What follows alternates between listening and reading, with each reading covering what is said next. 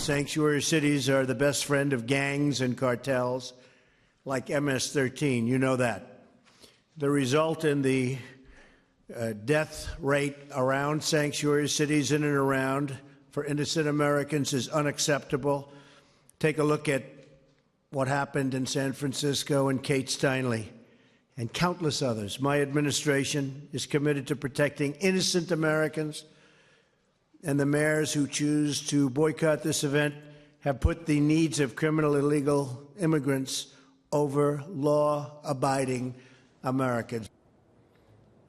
That was President Trump calling out the mayors of so-called sanctuary cities who actually stood up to Commander-in-Chief by not attending today's mayor's meeting with the White House. Some mayors boycotting this after the Justice Department sent out a letter threatening 23 jurisdictions with subpoenas if they fail to provide documents showing that they are sharing information with federal immigration authorities. Oregon also received that Justice Department letter. Lori Chavez-DeRemer is a Republican mayor of Happy Valley, Oregon, and she actually attended the meeting with President Trump, and she joins us now. Mayor, thanks for joining us. Thank you for having me. You know, ostensibly the meeting was about infrastructure, but it's quickly took a political turn with respect to sanctuary cities. You come from a sanctuary state. The hubris of these states and these cities to push back on federal law, but also in my mind to endanger their fellow citizens is beyond the pale. But exactly what's your position and how do you see this all eventually working out? Sure.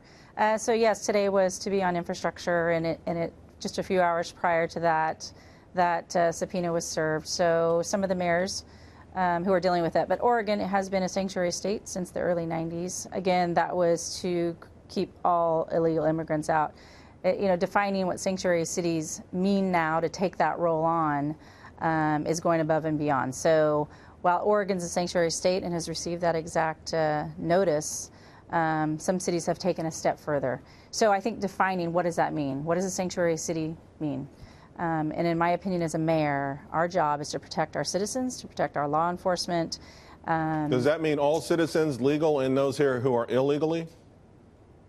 As far as the sanctuary state? Right, in your city, and Happy Valley in particular. Yeah, Happy Valley is not a sanctuary city. Okay. We are not a sanctuary city.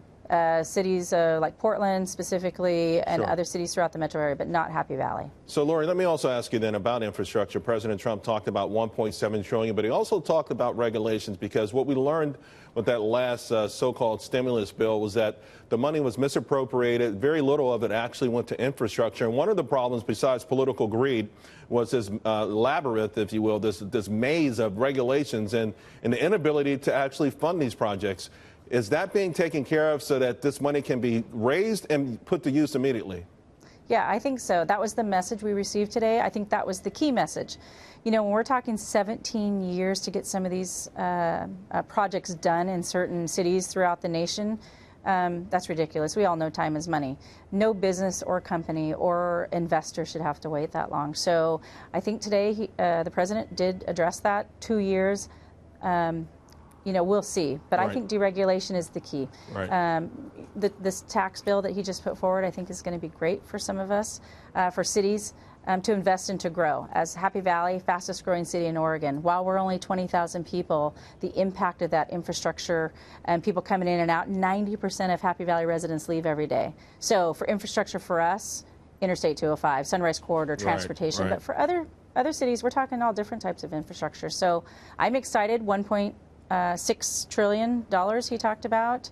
If we can get it done in 2 to 3 years, I'm confident that we can save money and give back. Well, congratulations for keeping your commitment. I'm sure it was an honor to be there in the first place, and I thank you for coming on the show tonight.